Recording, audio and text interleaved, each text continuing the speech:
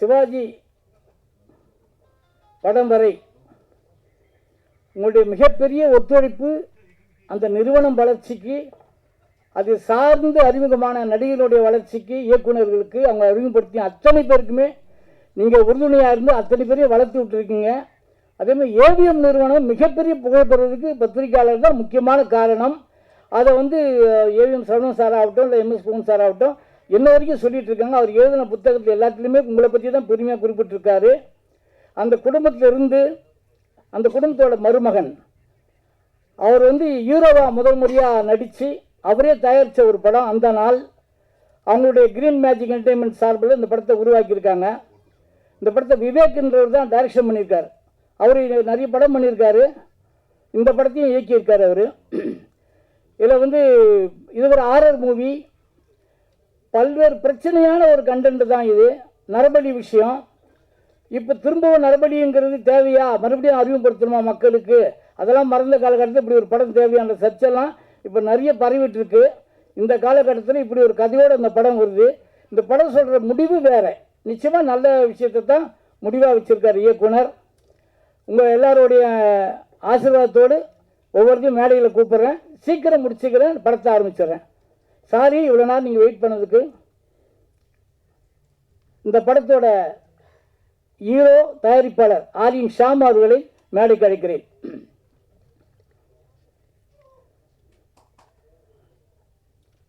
இமாம் மன்னாச்சி அவர்களை மேடைக்கு அழைக்கிறேன்.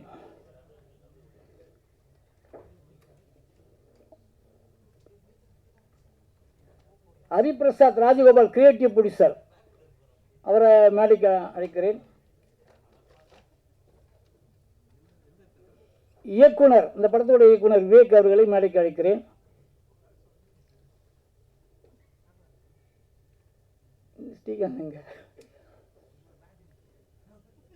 கூப்பிடலாமா? நீங்கள் வந்துட்டாரா? Okay okay okay. Cameraman Satish அவர்களை மேடைக்கு அழைக்கிறேன்.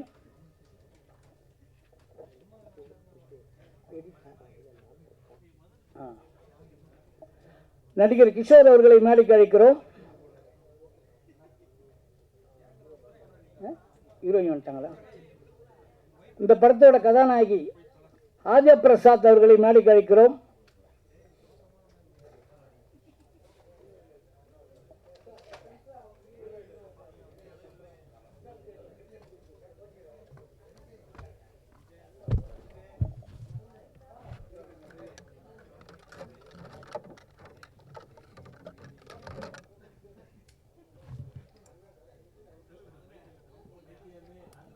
சுபாஷே வருதா?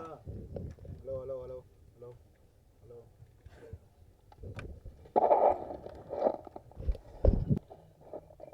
இந்த படத்தோட கதாநாயகி ஆர்யா பிரசாத் அவங்கள ஒரு சில வார்த்தைகள் அந்த படத்தில் நடித்த அனுபவத்தை பகிர்ந்து கொள்வார்.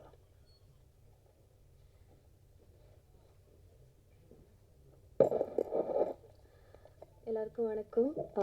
Thank you all the media and press for being here. அந்த நாள் எனக்கு கொஞ்சம் ஸ்பெஷலான ப்ராஜெக்ட்னு சொல்லலாம். ஏன்னா நான் தமிழில் பண்ண வெரி ஃபர்ஸ்ட் ப்ராஜெக்ட் இது. ஸோ இது நாளைக்கு ரிலீஸ் ஆக போகுது. So I am so happy and super excited. நீங்கள் எல்லாருடையும் பிளெஸ்ஸிங்ஸ் அண்ட் சப்போர்ட் தேவை. மேக்ஸிமம் நீங்கள் இது மக்களுக்கும் ரீச் பண்ணுங்க படத்தை. So thank you so much.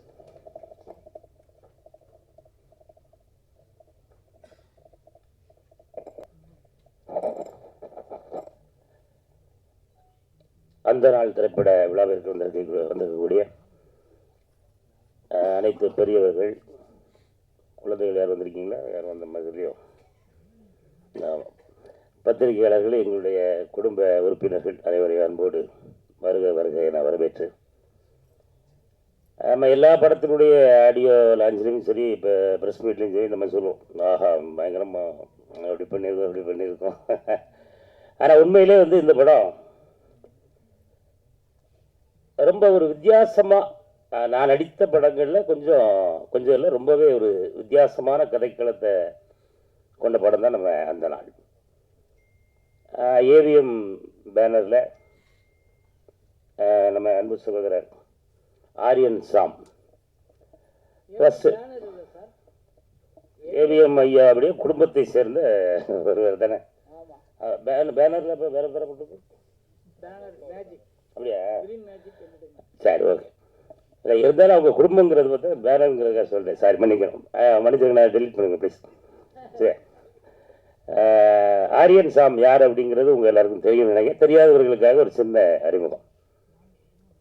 ஐயா ஏவிஎம் சரவணன் ஐயா, பாலசுப்ரமணியன் ஐயா, எம்எஸ் குகன் ஐயா. அவங்க குகன் ஐயா அவர்களுக்கு 2 பெண்கள். அதில் 2 பெண்ணில் ஒரு பெண்ணை வந்து நம்ம ஹீரோ கல்யாணம் பண்ணியிருக்காரு. இப்போ தெரியுதில்ல உங்களுக்கு, அந்த உறவுமுறைகள் தெரியும் நினைக்கிறேன். ரைட்டு. அந்த ஏவிஎம் குடும்பத்திலிருந்து வந்தாலும் ஒரு புதிய ஒரு நடிகர் இப்போ தான் முதல் முறையாக நடிக்க வந்திருக்கிறார் அப்படின்ற மாதிரி தான். நான் அவர்கிட்ட எந்த ஒரு இடத்துலையுமே அதை நான் பார்க்கல. ஏன்னா டைரக்டர் என்ன விரும்புகிறாரு, இப்போ நம்ம விவேக் சார் வந்து விவேக் சாரை பற்றி இந்த இடத்துல 2 வார்த்தை கண்டிப்பாக சொல்லி ஆகணும். என்ன அப்படின்னா, விவேக் சார் வந்து அவர்கிட்ட நீங்கள் கதை கேட்டிங்கனாலே அப்படி சொல்லுவார். அந்த கதை சொல்கிற ஒரு திறமை வந்து மற்ற இயக்குநர்களும் கதை சொல்லி கேட்டிருக்கேன். ஆனால் விவேக் சார் சொல்கிறது வந்து அப்படியே அந்த அந்த சீனில் என்ன இருக்கோ அப்படியே ஒரு இன்ச்சு விடாமல் அழகாக சொல்லுவார். அது கேட்கும்போதே எனக்கெல்லாம் ரொம்ப ஆர்வமாகிடுச்சு. ஓ அப்படியா, ரைட்டு, எனக்கு என்னென்ன கேரக்டர் அது நாங்கள் ஷூட்டிங் ஸ்பாட்டில் சொல்லுவோம், நம்ம படத்தில் நீங்கள் இருக்கீங்க அப்படின்னு மட்டும் என்னை சொல்லிட்டு ஒரே ஒரு சீன், அந்த ஒரு சீன் எனக்கு போட்டு காமிச்சாங்க. நம்ம படம் இப்படி தாங்க இருக்கும் அப்படின்னு சொல்லி லேப்டாப்பில் ஒரு சீன் எனக்கு போட்டு காமிச்சிட்டு கதையெல்லாம் சொல்லலை. அப்போ அந்த அதை பார்த்து முடித்த விட இதுக்கு அடுத்த ஒரு சீன் மட்டும் நான் கூட சொல்லுவேன் என்னாச்சு அப்படின்னு சொல்லி ஒரு சீன் சொன்னார். நான் அப்படி அப்படி உட்காந்து பார்த்துட்டு இருக்கேன். அவரை அவ்வளவு ஒரு அருமையாக கதை மட்டும் சொல்வதில்லை, அதை படமாக்குற விதமும் அவர் விவேக் அவர்களுக்கு இருக்குது அப்படிங்கிறத நான் அந்த ஸ்பாட்டில் பார்த்து தெரிஞ்சுக்கிட்டேன். வாழ்த்துக்கள் விவேக்ண்ணே.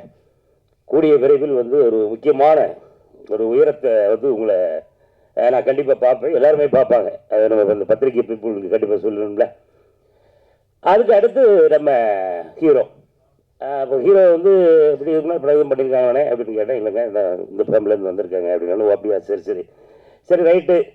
ஒரு பெரிய குடும்பம், சரி நம்மகிட்டலாம் எங்கே உட்காந்து பேசிய போகிறாங்க அப்படின்னு சொல்லி யோசிச்சுட்டு இருக்கும்போது தான் அது முதல் நாளே உடச்சிட்டாப்புல.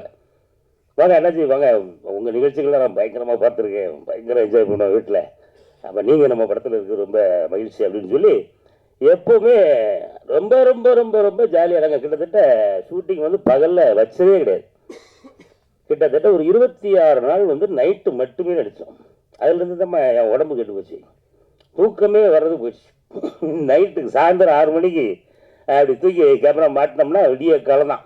கோழி குக்கரக்கோன்னு போகும்போது தான் நாங்கள்லாம் போய் அங்கேயே ரூம் எடுத்து அங்கேயே தங்கிட்டு பகலில் போய் ரெஸ்ட் எடுத்துகிட்டு பழையபடி நைட்டு திருப்பி ஓடி வந்துடும். இப்படி இரவுனா அடேக்கப்பா அந்த அந்த காட்சி, அந்த அந்த படத்தில் அவர் நடிச்சிருக்கிற விதம் வந்து கண்டிப்பாக ஆரியன் சாமுக்கு வந்து தமிழ் சினிமாவில் ஒரு அற்புதமான ஒரு இடம் காத்திருக்கு. அது நாளையிலேருந்து ஸ்டார்ட் ஆகுதுன்னு நினைக்கிறேன். அது சரியா நம்ம படத்தை பார்த்துட்டு இப்போ நம்ம ஆளுக்குள்ளே சொல்லிடுவாங்க, பரவாயில்ல அண்ணாச்சி சொன்னது கரெக்டாக தான் சொல்லியிருக்காரு. அந்த அந்த காட்சிக்கு என்ன தேவையோ அதை அவ்வளவு அருமையாக மிக சிறப்பாக பண்ணியிருந்தாங்க. அதுபோல் ஹீரோயினில் வந்து நம்ம 2 பேர் நினைக்கிறேன், ஒரு பாப்பா ஒன்று வரலன்னு நினைக்கிறேன் இல்லையா. அதுபோல் இவர்களும் வந்து இப்போ நான் ஃபஸ்ட் டைம் தான் அவங்கள பார்க்குறேன். நடிப்புன்னா அவங்க நடிப்பை யதார்த்தமாக நடிக்க. நான் அவங்ககிட்ட கேட்டேன், நான் டேரக்டர்கிட்ட, என்னங்க அந்த பொண்ணு நீங்கள் சொல்லிக் கொடுத்தது மட்டும் அப்படியே போயிட்டு அப்படி இருக்காங்க. அதுதாங்க, நீங்கள் என்ன சொன்னாலும் அப்படியே நடிப்பாப்புல, அதுதான் ஹீரோயின் அப்படின்னாங்க. ஆனால் அவர்களும் இந்த இடத்துல அவங்களுக்கு ஒரு கைத்தட்டு கொடுத்து உற்சாகப்படுத்திடுறோமா. ஆமாம் புதுசாக நடிச்சிருக்காங்க, நல்லா நடிச்சிருக்காங்க எல்லாருமே. அவன் அந்த பக்கம் இருக்கான நம்மால் தம்பி கிஷோர், இவளோட கிடந்து பெரிய காமெடியாக இருக்கும் அங்கே.